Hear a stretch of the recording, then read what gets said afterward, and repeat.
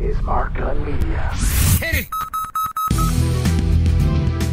Welcome to Gunshots Straight from the Hip. I'm your host, Mark Gunn.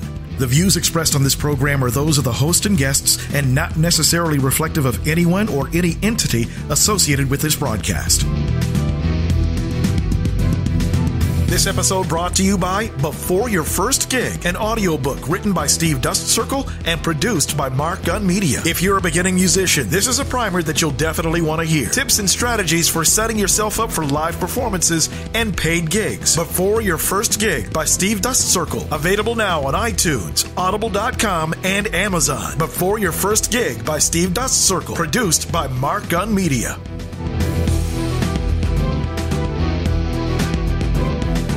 This episode, A Dog in the Fight, Michael Vick and the Intersectionality of Race. This episode, we're going to take you back to a conversation that I was a part of about a couple of weeks ago, right before the Kentucky Derby. Former NFL quarterback Michael Vick and Chad Johnson were scheduled to be here in Louisville to conduct a kids camp. There was a lot of opposition to Vick's appearance because of his history of dogfighting, and that opposition was also seen as a racial issue. Hosting our conversation is local media personality and animal rights activist Tara Bassett, along with community activist and media pundit Jaison Gardner. Jaison Gardner, I am the co-creator and co-host of Strange Fruit Podcast by Louisville Public Media, community activist, community organizer. Happy to be here. Mark Gunn, owner and president of Mark Gunn Media, former radio host and programmer here in Louisville, and I also run the Gunshot Straight from the Hip podcast that you can find on my website at markgunmedia.com. So that's a very, very important thing to lay out right now, is that you're in media, you're a community activist and leader, organizer. You know, I'm an activist. We all do the same thing. We all share a lot of the same friends. Yes. We've known each other for years. Yes. I don't know when we met. It's been a long It's damn been time. a long time, yeah. It's Were been a you long at time. the radio station? Yes. I was probably at the radio station too. The first one. You were... Doing weather? You were doing weather. Okay. And then you and Rebecca started doing your daytime thing. Oh my God, isn't that funny? Yeah. We had so much fun. And then Jaison, you and I have known each other through friends. Absolutely. And we had the opportunity to actually do a live cast about Sweet Evening Just a Breeze. few weeks ago. It was the very same location. Which we're in the same We place. gotta we gotta keep meeting this way. North Lime Coffee and Donuts, and thank God for them, because They're a good host. they are such a good host, but they have such good donuts. And if there's anything that can bring people together, it's food. So this is a perfect thing. So the reason I've called this meeting today is because quite a storm began to brew when we discovered, I think Saturday or Sunday, that there was a football camp planned by a local, not local, Frankfurt, a guy who lives in Kentucky, who's running a football camp for kids K through 8. And he had a couple of guys who were NFL stars planning to come to be a part of this football camp, and it turned out to be Michael Vick and Chad Ochocinco. Okay. Chad Johnson, right? Right, Chad, yeah, it's going back to Johnson. For those of you guys who know him by, his real name, and Ochocinco, of course we all know, because that's how we knew him playing football. So my question became, why is somebody, and this is what was posted, why is somebody who's a convicted dog fighter coaching kids, and why are they doing it on Jefferson County Public School grounds? And that remained the question for me for the duration. Jefferson County Public Schools changed their minds about for whatever reason, and we don't need to get into all that because everybody has a different reason, but they changed their minds, they canceled the contract. The event was moved to another location.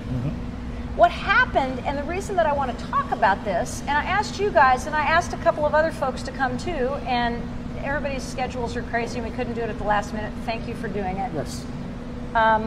It resulted in this huge discussion about race. It was no longer about whether this gentleman was coming in having had a career in football that was extraordinary, but having it besmirched by dog fighting and dog killing charges, for which he served time, for which he paid penalties. But it has turned into something so much more than that. And so my purpose today, and this is what we talked about online, you called it a teachable moment, Mark. Yes, I did. And you gave me a very clear message, which was really I think, really important, and as friends can do for friends, you said, this is not a hill to plant your flag on. Right. I don't have the same experience. I don't have the same life experience. And that is part of it. Yes. The other part you did touch on, the fact that he served his time.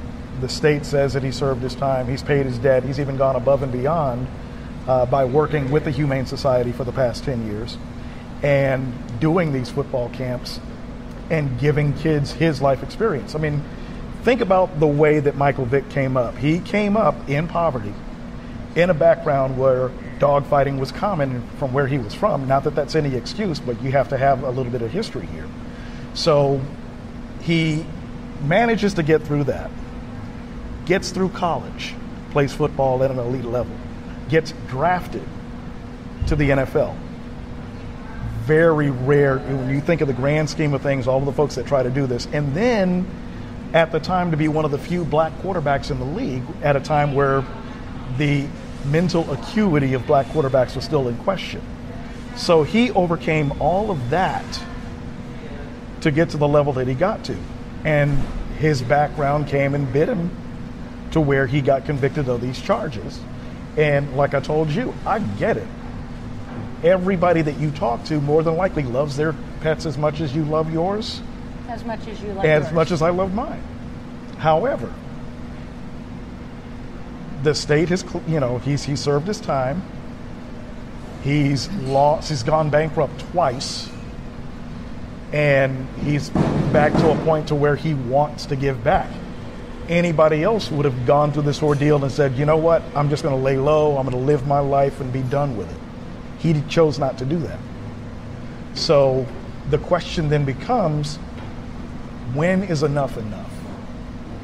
When in a country that brags about second chances and brags about forgiveness and brags about, being able to participate in the American way, when is enough enough? When have you paid enough? Right. And when can you move on with your life without all of the other noise that he has to contend with? And without, frankly, all of the noise that quite a few of us in the black community have to contend with. And so I think that's where you get a lot of the pushback. When is enough enough? And it becomes racial to the degree of, well, and you did hear this and I did see this, well, if you're dogging this man, then you're a racist. It's not that cut and dry. It becomes racial for us because we see a man who has this extraordinary experience that can hand down knowledge to kids that keep them from going on the same path that he went through. And so when we see people outside of the community that don't see that value, that is a great source of anger. And you compile that with everything else that we as black men in the society go through, and that's another level of anger on top of this level of anger. So a level of pushback is to be expected. And then as we talked about off air, being in that we're in the age of Trump, and this heightened racial climate, and polarization of everything. Right, and polarization of everything, the hostility is amped up just that much more. Right.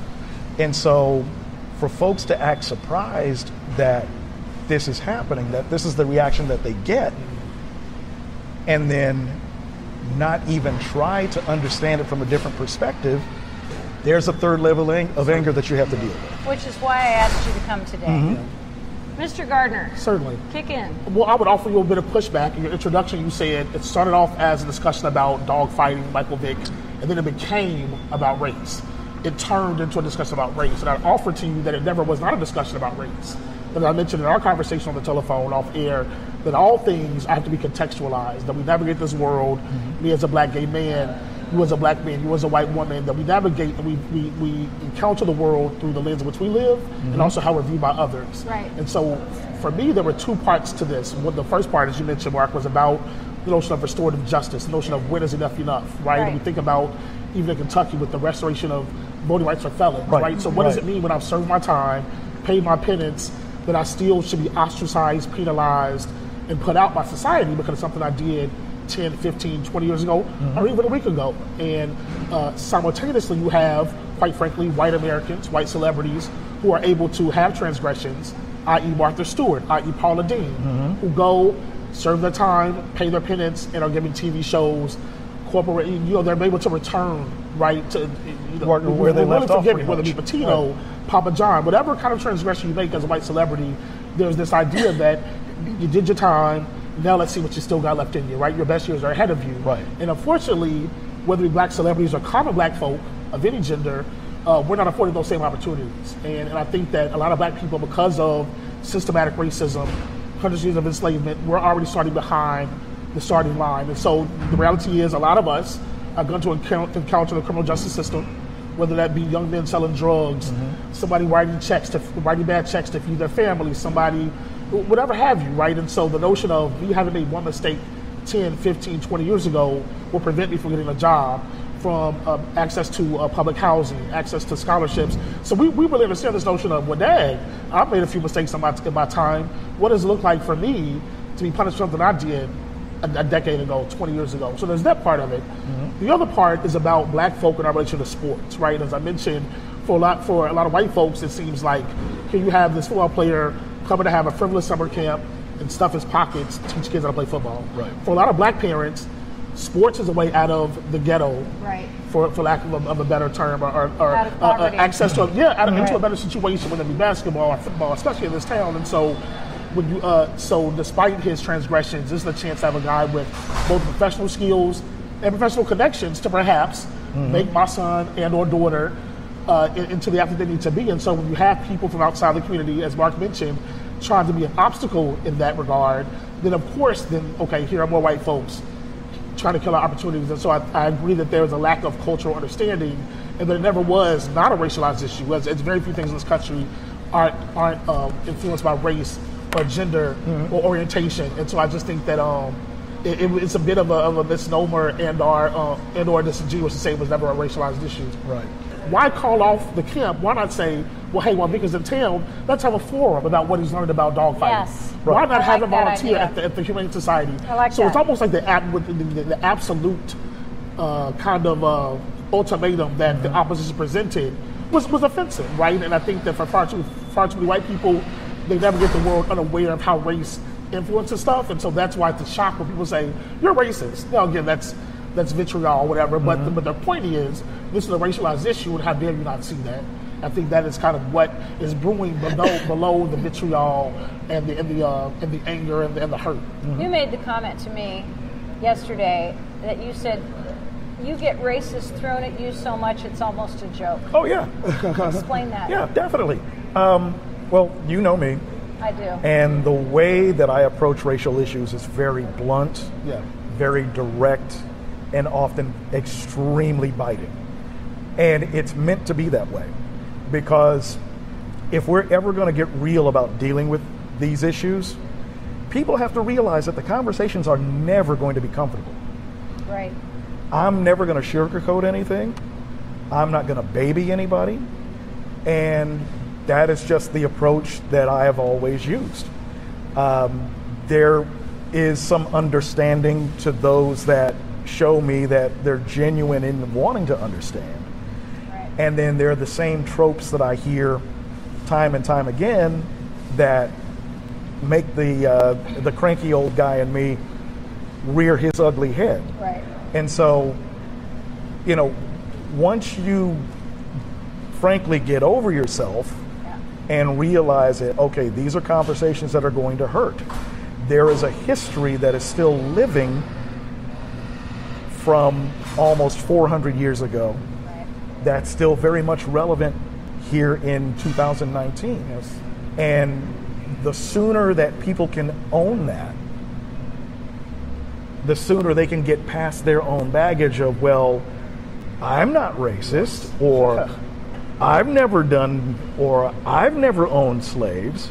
Not all white people, hashtag not all white people, yes. Right. Yeah. And, for me to have to say, well, yeah, not all white people. However, there is an underlying benefit that all white people benefit from. Certainly, You yeah. benefit from the unearned advantages that slavery gave white Americans. You benefit from the unearned advantages that the government has given to white Americans, land grant colleges and loans that people were given, whites were given that blacks didn't have access to. Redlining that still goes on today, higher insurance premiums, higher car payments, a healthcare system that is clueless for the most part when it comes to the issues that black people face. Right. There's a misconception that we tolerate pain more. Yeah, that perception is out there. These things just don't occur to me, honestly, because they're so ridiculous. But I know that they are commonly held beliefs. But then you contextualize that with things like the syphilis experiment, right? That these things are actually rooted in history. So, right. So black people not going to the doctor is really silly now to think about nowadays. But there was a time where black people went to the doctor and were injected or infected with syphilis without their knowledge as the way to find out what happens when syphilis is untreated, right? So like literally black people experimented on, and this wasn't that long ago, right? And so that's what I mean in terms of everything having a cultural context. And unfortunately, a lot of us, because our parents and our grandparents have passed knowledge on to us, we navigate the world with this knowledge. Unfortunately, a lot of people, other people don't have that knowledge, and that's why things are so shell-shocking when we always about race. Right, and that's part of the disadvantage that white people have, frankly, is the fact that you've got a system that hides this history from you. Because, woe be to anybody who sees America as anything but Star-Spangled Awesome. But when it's not right now, I'm damn sure. And the thing is, for a majority of black people, it never has. So when people say, make America great again, my counter is, when was that ever? When was America ever great? And for whom? Yes. And exactly. For whom? The 4th of July.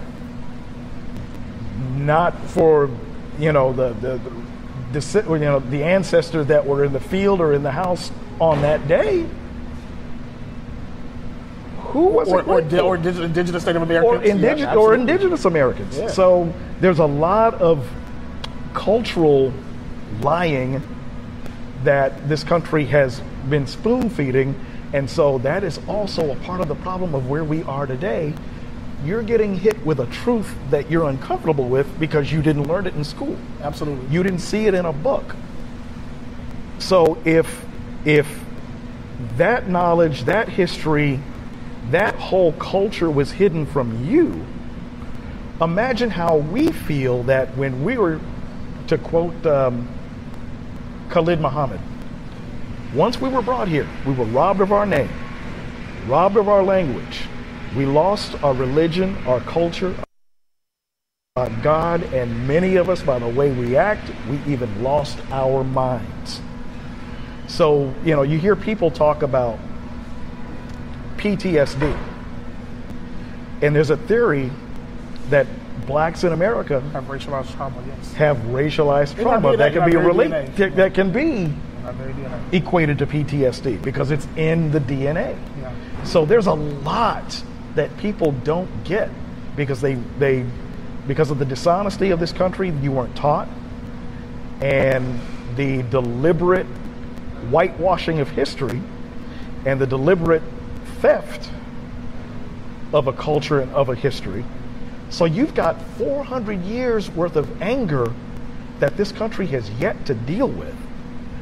And Michael Vick, like you said earlier, that is a microcosm of it all.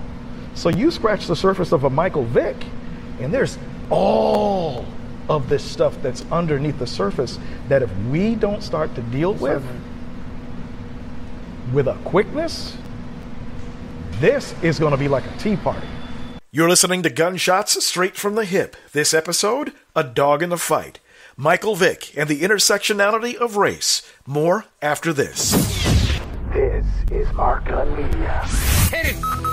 Hi, this is Mark Gunn, owner and president of Mark Gunn Media, Inc., and host of our podcast, Gunshots Straight from the Hip. We tackle news, politics, and popular culture from this black man's perspective. But we're not just for black audiences. We talk about things in a way that's honest, without compromise, and in a way that you won't hear on any other podcast. To that end, we're going to be extending Women's History Month by presenting a series of episodes spotlighting some of Louisville's most dynamic women of color. Black Women Badassery will introduce you to a few sisters traveling off the beaten path, doing things in their own special way. Some you may know, others you won't, but will want to get to know after hearing about them. If you're a business owner, this would be a great series to be a part of. We're looking for advertisers for a media platform that's growing by leaps and bounds. Competitive pricing compared to traditional media, and a chance to have your message heard by loads of potential new customers. Just log on to markgunmedia.com and hit the podcast link, or call us at 502-407-0283 for more information. That's 502-407-0283. While you're there, check out past episodes of Gunshots Straight from the Hip and subscribe. Leave your comments as well, because we could share them on future episodes. Log on to markgunmedia.com and hit the podcast link. You'll also find us on iTunes, Spotify, TuneIn, and Google Podcasts. Black Women Badassery, a special series presented by Mark Gunn Media. Mark Gunn Media. No hype, no hoopla, just damn good work.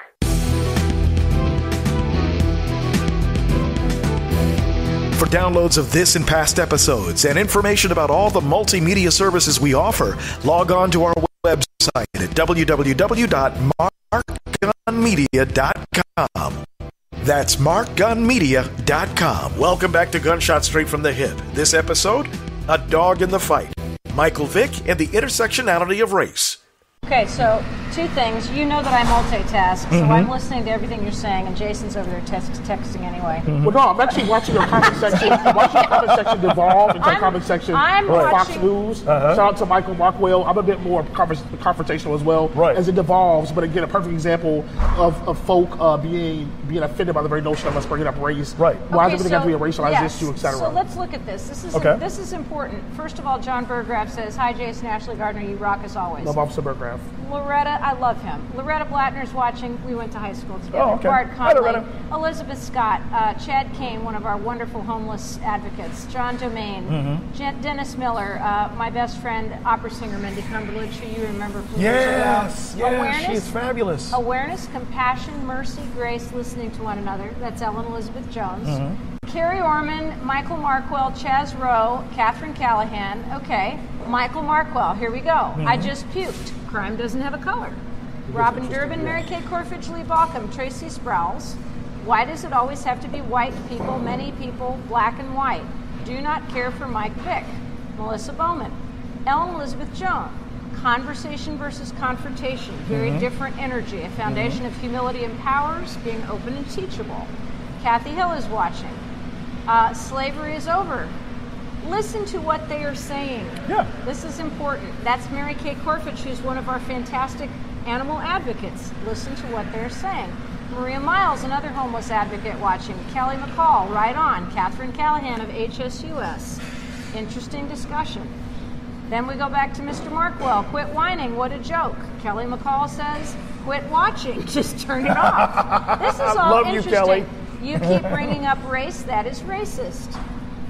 Absolutely. Okay. I'm going to be somewhat offensive, and I'm going to start laughing right now. Yeah. Well, I mean, that was kind of a stupid comment, honestly. And I don't like to say stupid in this. I don't like to be disrespectful to people on my page, on my Facebook cast, but it's not racist to talk about race under any circumstances. And only white folks. Let's be frank. Only white people ever say that. You know, and it's because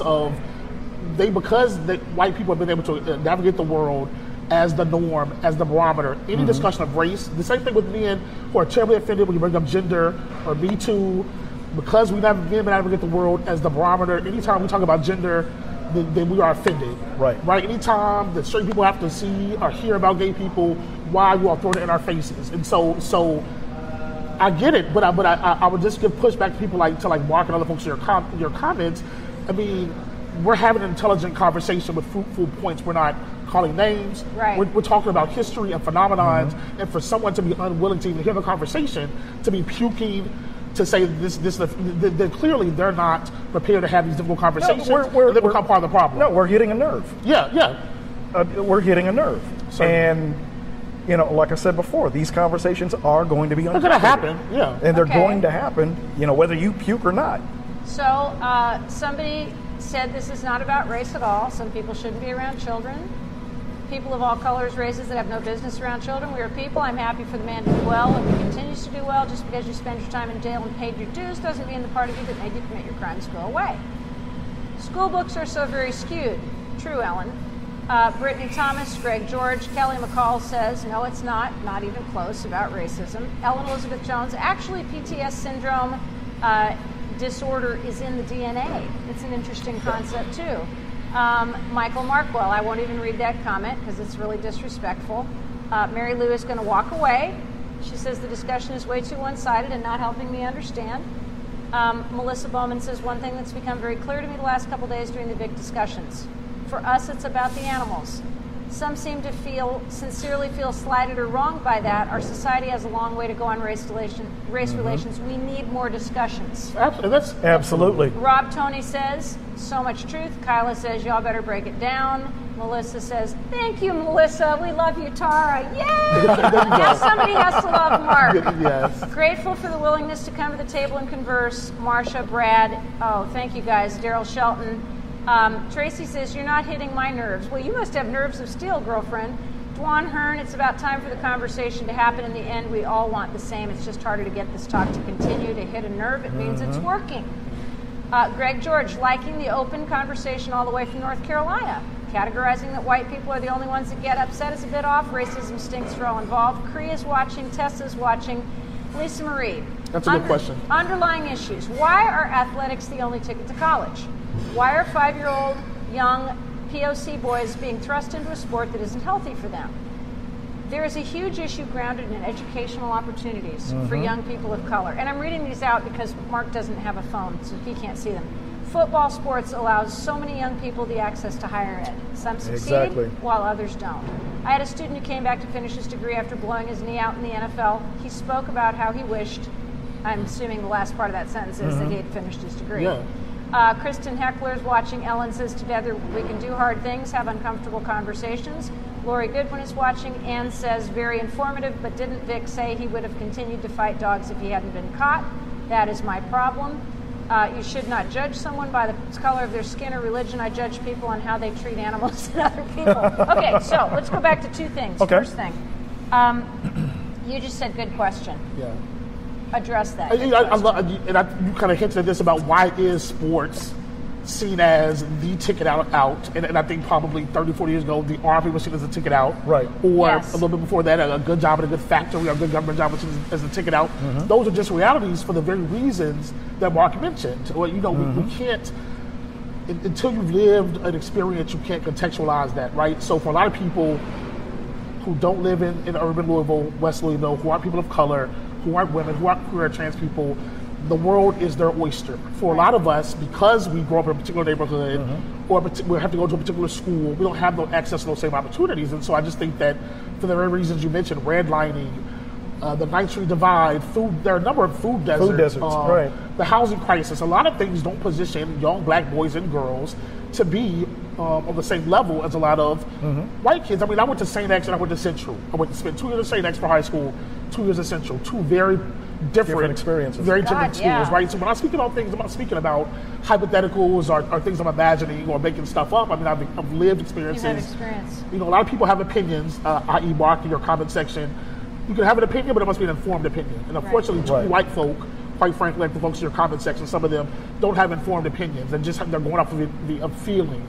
White people should do less feeling about race and more thinking about race, and that's what I think that it really comes down to. So, and you're going to speak in just a second, Yep. I know, because you're taking deep breaths, because he's in radio, and I know how these things work. First of all, I'm going to say I don't like generalizations. I never have liked generalizations. I don't like to say all gays, all blacks, all whites.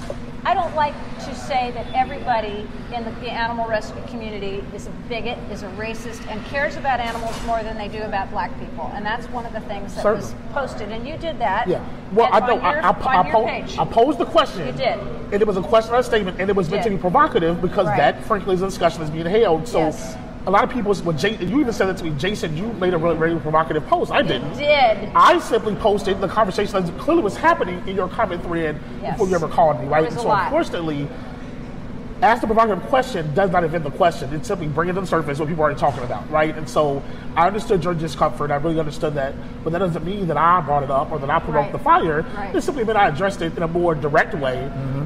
And probably, I wouldn't even say more impolite, just a more direct way than perhaps you address. We asked the same question, just in different ways. So one of the things that came up that really bothered me more than anything, and this is the problem. First of all, the second thing I hate besides generalizations is name calling and finger pointing. Yes, certainly. Because I don't see any reason for it. Mm-hmm. I think we can have it, and we're obviously exemplary in this case. We're having a discussion. We are bringing up so many different points from so many different places, and we're still not screaming, finger pointing, and name calling. Right. That's because we're educated adults, and we have some sort of ability to see another point of view. Certainly. So one of the things that has bothered me is there's been a discussion about this is not about dogfighting. Whereas half of the people that are involved in this discussion believe it is about dogfighting. Mm-hmm. The other half believe that it is not about dogfighting.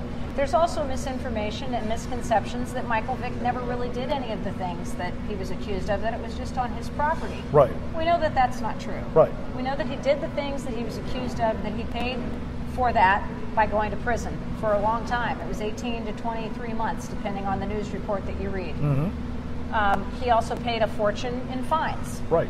The discussion is not whether he did his time, it's whether a former convicted dog fighter can be redeemed. Now, it's not somebody wrote, I'm not God.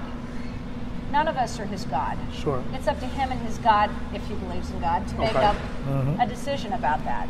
But the thing that bothers me is that it's not, to me, appropriate at any time in a conversation to say, I am right, you are wrong, and therefore you're a bad person, or I'm going to call you names. And that's what's been happening a lot.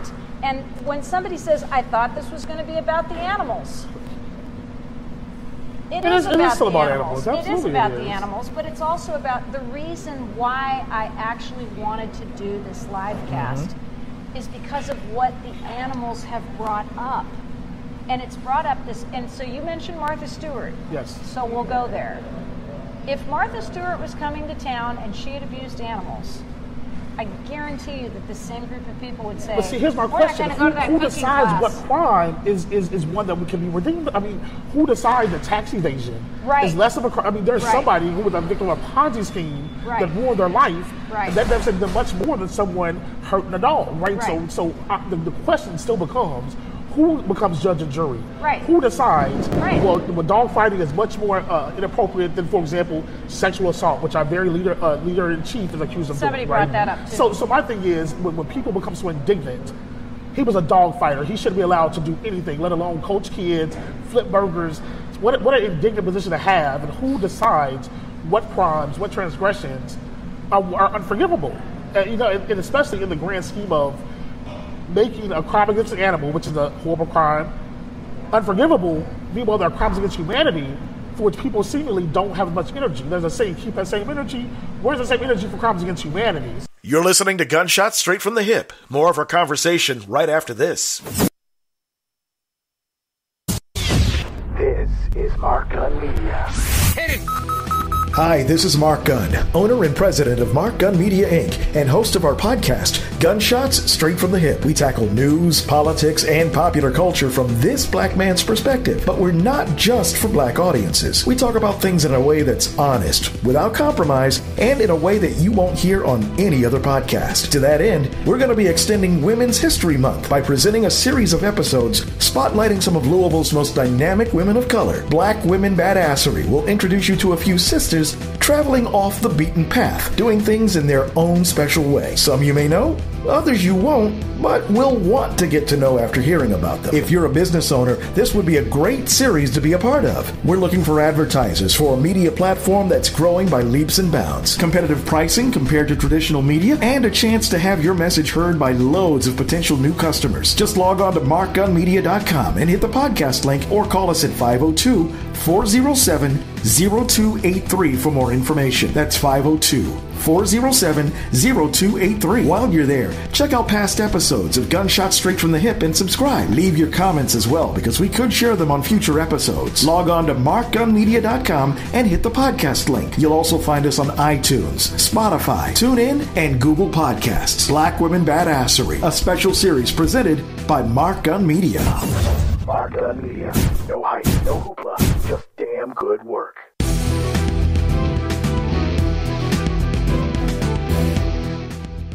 Welcome back to Gunshot Straight from the Hip, our conversation about Michael Vick, his kids' camp, and the intersectionality of race. So let's go back to the question a woman posed about. Where were those people when a young black man was pulled over in Louisville? So we've talked about the fact that we have an issue, this one particular issue, of young black men being incarcerated more frequently than young white males who may be given a recovery bed at, for instance, the Healing Place. Right, You've talked to me, you've asked me about doing a show about that. We've also talked, and this last issue that came up about the young man who was pulled over for turning too wide. He made a wide turn, got pulled over, got detained, got handcuffed, was embarrassed in front of all of the people who were driving by. Humiliated. Yes. The mother was there trying to reason with, the officers. It was not working. It was a terrible situation. Yes, I am there for those things, and yes, I am interested in doing those kinds of live casts, and yes, I do want to hear. And I've always felt like curiosity is one of the most important things that we can have about each other, about our world, about our lives. So yes, I do want to hear about it. So I don't like those generalizations. Yeah. Just because you think Michael Vick is a dogfighter who shouldn't be coming to town to coach football does not mean you don't care about all of the rest of the issues that confront the African American community. I mean, you call it generalizations. I mean, I call it talking about phenomenons. I mean, I go back to it's only the people who are in the majority position who feel offended when I say Kentuckians A, B, and C. Kentuckians have a poor education. The Kentuckians are undereducated. Do I mean all Kentuckians? Of course not. Right. But is the phenomenon, are there statistics that represent the fact that Kentuckians outside of the major cities? So how do you discuss any issue without talking about phenomenons or groups of thought? I mean, I'm not saying all white people, all straight folks, all animal enthusiasts, but we're talking about a group of people. So when I say, I don't know how else to explain that. I'm not saying all, that it's implied we're talking about phenomenons, groups of thought, groups of people, obviously not everybody. And I'm seeing that through this entire string. Yeah. And that's what disturbs me. That doesn't mean all. I mean, that all is applied on whoever's having the figure. And part of the other problem, and this is a point that I've been making for years, is that curiosity was the key word to this. There are people that just aren't curious enough about other cultures. One of the points that I've always made is that in order for black people to survive in this country, we've had to learn more about you, generally speaking, white America, than white America has ever had to learn about us. I will use Jeopardy as an example. No, but they have the black category. You have the black category, and nobody touches it. Why is that? It's a lack of curiosity. Dear God, Jeopardy. They didn't even touch it. They didn't touch the category. No. I mean, and that is a problem. It's like, does my knowledge of white America help me, generally speaking? Yes. So when I was a child, I picked berries in Beaverton, Oregon. I was one of the few non-Hispanic kids picking berries. I went to an engineering college which was inhabited by a ton of people from the Middle East. I went to a school that had many, many residents from all around the world, and I traveled the world to other countries and became appreciative of other cultures, other languages. all my life. So I think these things don't occur to me as much. Exactly. They Right. really don't. Because you're sort of an anomaly. Yes. I guess I am an You anomaly. are an anomaly, I a do cultural have anomaly. to tell you that bottom line, Mike Vick served his time, case closed. Certainly he should be able to move on. There you go. But that's the same guy. I don't understand That's that. the first. He's the same guy who was yelling That's a at us productive. That's a earlier. productive comment, Michael, and I'm glad to see that you're benefiting from listening to our conversation. Yes, I'm glad too. Dwan Hearn says, I've never had a bad experience with police, but that doesn't mean I'm blind to the fact that it's still an issue. Absolutely. Very Right. interesting. Right. I love Shannon's comment, who's a friend of mine, who's a white woman. Okay. I didn't see that one. That's below mark. Read it. She Go ahead, says, read it. when I hear white people, quote unquote white people, don't care about black people, or white people care more about animals than they do black people, I don't take offense. I know it doesn't mean me in particular. So I as a gotcha. white woman, she knows that doesn't mean all white people. It's just not internalized. Yeah. Michael Markwell says, I've been involved with urban radio and urban TV for 20 years. I've been the fly in the buttermilk. I've dealt with white boy jokes for 20 years. Talk about dealing with this issue. It was and still is my passion, multicultural TV, not reruns of Good Time and Martin. I am a realist. So you guys, I appreciate the fact that you are commenting, because that's one of the most important bits of feedback that you can get in media. And we Right. know that when that phone rings or that, and in social media, when it's this immediate. lights up, that's pretty awesome, because it means that you're engaged and you care Yes. enough to participate. There are people who are on here who I also know are white, who are saying, listen, Yeah. listening to me today was my goal and the key. Because although I do not like, under any circumstances, anyone harming animals, Yeah. Right. the Yeah. perception that it is not a racial issue is for the people who are not black. The Right. people who are perceiving that it is not a racial issue on all of these strings and all of the posts that we've seen are the folks who are not black. You guys are saying it is a racial issue. We're saying that almost every issue in the world has a racialized context. Absolutely. May I ask you a question, though? Yeah. What are your thoughts about the Derby? I mean, a lot of people have kind of brought up about the notion of the Yes. horses. We've seen That in the has paper come recently up. about horses being injured. Yep. I heard about them being Euthanized, drugged. yeah. What are your thoughts about Derby? So, in other words, in the curiosity, how can you as an animal rights activist, animal rights lover, still partake, for example, in the parade or cover the Derby parties when the very event itself is cruel to animals? How does one reconcile that? Because I think people see a contradiction Yeah. in that. So can you talk a And bit that's about a how tough- you reconcile that? That's a tough question too, because there will be people who will say horses were born to run. The method of training horses, not always the best. The method of training any animal to do anything. I mean, Okay. Cesar Millan has been accused of dog abuse because of his training methods. Not as big of a supporter of horse racing as people might think. I grew up riding horses. I Right. love all animals. I appreciate the tradition and the culture Okay. of horse racing. I appreciate the beauty of the Kentucky Derby. I'm not wild about horses running anymore, because when 8 Bells went down, I was standing there watching it, and it broke my heart, and it's never been the same for me. Right. Okay. Right. So therefore, I, as a person who loves animals and who rode horses all my life, I'm not wild about horse racing as I used to be. And I'm certainly not encouraged by the fact that we've had over 25 deaths this year Right. on several racetracks. And I think we need to get to the bottom of what's causing all that too. It also bothers me too when you're talking about this issue that we're having right now, this conversation that we're having right now, is the intolerance of the two sides. There is a definite intolerance on both sides of this discussion. Melissa says, good point on Derby. Many animal advocates have spoken against the horse racing industry. So I will tell you that one of the comments that came to me was, the dogs that Michael Vick killed didn't have a second chance. True. May I point out one thing to you, though? There were people in your comments who said, well, all the activists I know hate Derby. All the activists I know hate horse racing. Is there a phenomenon of animal rights activists going to Churchill Downs demanding that it be canceled? Is there a phenomenon of animal rights activists getting on Facebook demanding that the mayor cancel Derby, right? And so that's what I mean about phenomenons, right? I The understand uproar you. we've seen in regard to Michael Vick has been unprecedented. When the circus comes to town, Right. the Louisville Zoo, the Kentucky Derby, whatever have you, a fishing derby for that matter. So all we're saying, the phrase "keep that same energy," we see a disconnect, right? And all we can do is see, well, what's the common factor that's missing? Oh, there's a black man involved. Not everybody sees that, but understand that's why a lot of people. No, somebody said that this morning. So that's why a lot of people will say, well, if you're not protesting Derby, you're not protesting the Louisville Zoo, you're not protesting the circus, you're not protesting fishing derbies, you're protesting this event because there's a black man involved, right? And so that is how, again, through our particular lenses, we see a racialized issue. So, and also the fact that the Derby itself sets us up to be in a position where we are actually betting on the horses that are running, and based upon their success, we have winnings. And that's one of the conversations that was taking place earlier is the reason that this man trained these dogs was to fight, to place bets on it. And when the dogs didn't meet the expectations, they were killed.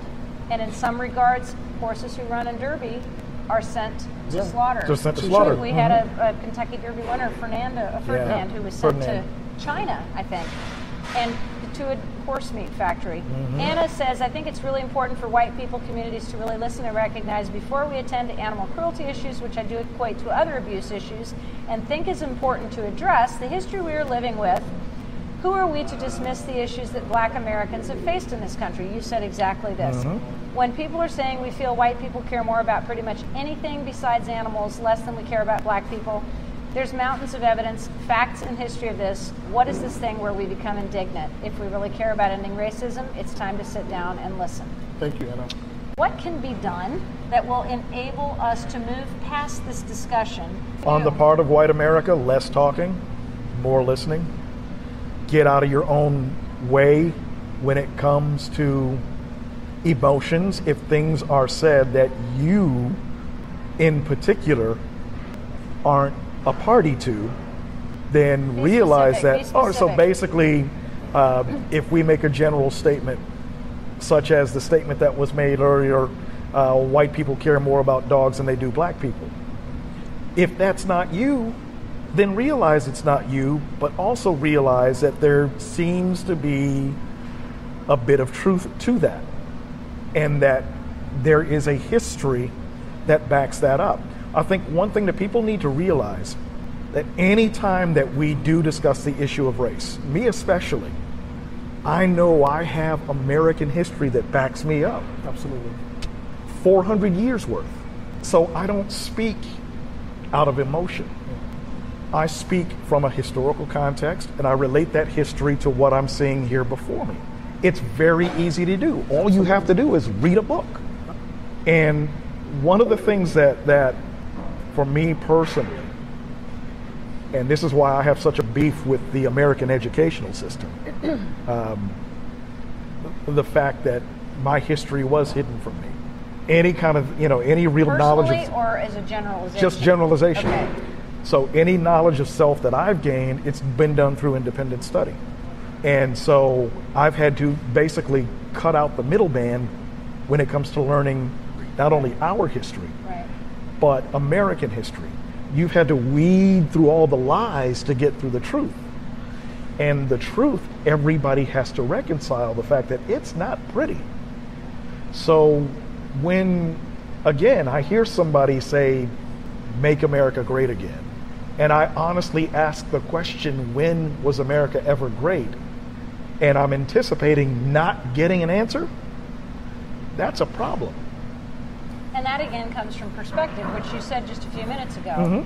The perspective of you as a black man, going back in the conversation you said 400 years, you have never experienced America's greatness because of the experience that you and the people who have preceded you had. Well, let's be clear. I'll say this. I think I love being an American, but for the very vastly different reasons, right? So I don't want it to be a perception that black people hate America. Right. But we say make it great again, that America is great. It's for vastly different reasons, perhaps, than why someone else is wearing that hat or saying that. Right. I want to clarify. Well, we don't hate America. Black people don't hate America. I hate the phrase altogether. Yeah. So I hate the phrase even using the words, or I just it has such a racial connotation for me. Yes. I hate to say, but it's true. And I'm a very proud American and the daughter of 2 World War II veterans, and immigrants. My family came Certainly. from Ireland, so if they hadn't come and enlisted in the military and Right. fought for our country, so I have a problem with the whole immigration thing right now too, and I'm very angry about those things. People know where I stand politically. This is no surprise to them, Right. But I also try to maintain, again, a modicum of respect. And this is Shannon saying, thinking that this Michael Vick issue isn't racial is the options of white privilege. Thinking the Michael Vick issue isn't racial is the epitome of white privilege. Ignorance is bliss. Missy Underwood says, I think we may be making the issue more complicated than it really is. The issue is not whether he served his time or enough time. The issue is whether this person is now a role model. Most criminals that have harmed others in any capacity are not exactly trusted to have access to those victims. And should we trust him to be admired by our impressionable youth? Let me address that. Yeah, let me address that. Do. All right. We have this program called Scared Straight. We send children into prisons to have conversations with murderers, people sitting on death row, doing life for killing other people. I don't hear this argument about that. Absolutely. I really don't. I hear people applauding the Scared Straight program. And further, you just explained earlier in this live cast about what he has to share with young people. Right. So for anyone who continues to say they don't see a benefit in him speaking of what can he teach, they're not being listeners, right? They have an opinion, but they don't want it to be an informed opinion. They feel something, and they're going to be behold to that, and not be open to. You explain very clearly how he can be beneficial to influence young people. Anyone who didn't hear that. Do we know the structure of the camp? Do we know if there is a period of time in which he sits down with kids who they're coaching? I mean, it's not a very long. No, I'm I'm sure there is because this is something he's been doing for years. Yeah. And even when he started doing that, the animal abuse piece has always been a component in the camp. And this is with any of these NFL style camps that that are working with young black boys. It's more than just the fundamentals. It is about life lessons. There are things that black men can only learn from black men. That is a reality that is absolute. It's a cultural thing. It is a racial thing.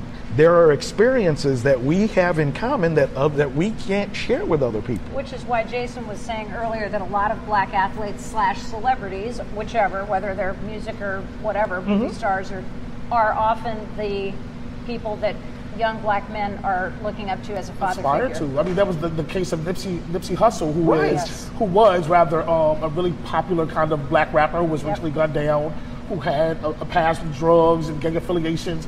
But for all intents and purposes, and turned his life around, did some really wonderful work there in California, and had the Staples Center for his funeral. And so there's a lesson in that very example of how life is complicated and life isn't black and white. I think that people far too often, if you have the ability to look at life as either black or white or very simple or very complicated, only one or the other, then you've been lucky. There's a lot that you're missing out on. You've been lucky to have a very uncomplicated life. Ellen Elizabeth Jones, and as a white woman, I cannot even begin to address racism, and I can acknowledge it is still permeating within our community. We can do better, interested in solutions. Thank you. Tommy Richardson. Michelle James. Hey, Michelle. Hi, Michelle. Love Michelle. And we want to excuse gambling on abusive animals. This probably has some bearing on the conversation. Patrick Pfister. Protesting Derby, Lisa Marie says. Preakness, Santa Ana, Sunland, check. Protesting circus, check. Protesting zoos, check. Oh, and this is my experience in 9 different states. Exactly. As an individual There person. you go. That's an individual. As an individual person. I covered the zoo protest, and it was quite amazing because I don't know that a lot of people really know the circus protest. And so I say zoo, the circus protest. The circus protest, yeah. There is a tremendous amount of animal cruelty definitely. in the circus world, which a lot of people don't think about, and they couldn't understand. The greyhound racing industry is being shut down in Florida because of the inhumane way the dogs are being treated. And Michael Markwell also suggested that he was in the horse racing industry and that all animals are treated like royalty, not Ferdinand. Lila, who is a breeder of dogs, said, "Hi, Tara, glad you're talking about this. I saved a horse from Churchill Downs. He wasn't fast enough at 2 and was on the track to the glue company. I paid the driver to drive him to the farm in Prospect instead of the glue factory. He was in my life for 25 years as a pet and helper to disabled children." My niece Kelly is watching. Say hi, Hi, guys. Kelly.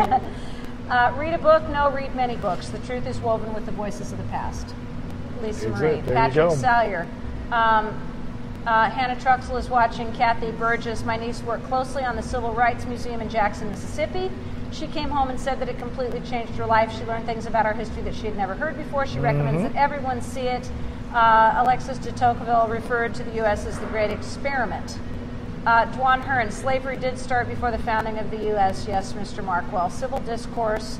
Slavery began on this continent in the early 1600s. You need to read a book. We're going back to reading books. 400 years ago 400 this years August. ago. I can't watch anymore. Okay. We can turn the conversation to horse racing. We can turn the conversation to whatever. But the fact is we started it because we really wanted to clarify. I wanted to clarify that I could have a conversation with two people I know and respect and care about who happen to have a different color skin about a very, very difficult, sensational topic as having a football camp being run by a guy who was convicted of dog fighting, and be able to walk away and still love each other Exactly. at the end of it. I do admire and respect you both, and thank you Ditto. very much. Very much And so. if you would like to promote yourselves here at the end so that we can listen to your various Sure. radio shows and podcasts, Yeah, please visit I'd appreciate it. www.straightenstruthpod.org. Straight Truth Podcast. We've been around for 7 years on Louisville Public Media. And thank you both. It's really, again, been an honor to be on the panel with two local legends. So. Legend's a bad word, too. Yes, two local young legends who are still thriving at the height of their respective industry. My niece just said something that's important, and I want okay. to share it with you. Sure. As my son is half black, I personally believe that having black male role models that have made mistakes and a desire to do better is important. I'm not sure whether or not Mike Vick is regretful. I do know that I definitely believe that civil rights is a much more pressing issue than animal cruelty, not that it is not important. What a note to end on. I like that. Mary There Kay, you go. let's keep on having conversations. The talks must happen. Thank you all for continuing it. Hi, Johanna, who works in the horse racing industry. Kathy Burgess, thanks for doing this. I have learned a lot. Oh, good. Let's end it with that. Go. We'll say There you go. where we can listen to you. You can find me on my website at markgunmedia.com. The podcast is called Gunshots Straight from the Hip. It's on the website, iTunes, Spotify, Google Podcasts, basically wherever you can find a podcast, that's where you can get us. Bye, everybody. Here's a follow-up to this entire story. As a result of all of the pushback that Michael Vick and his organization got from people here in Louisville, they decided not to do the camp after all, even though they were able to secure other facilities. Damn shame. A lot of kids that could have really used Michael Vick's knowledge and his life experience. Personally speaking, for some in Louisville, I guess a dog's life is more important than the life of a kid of color.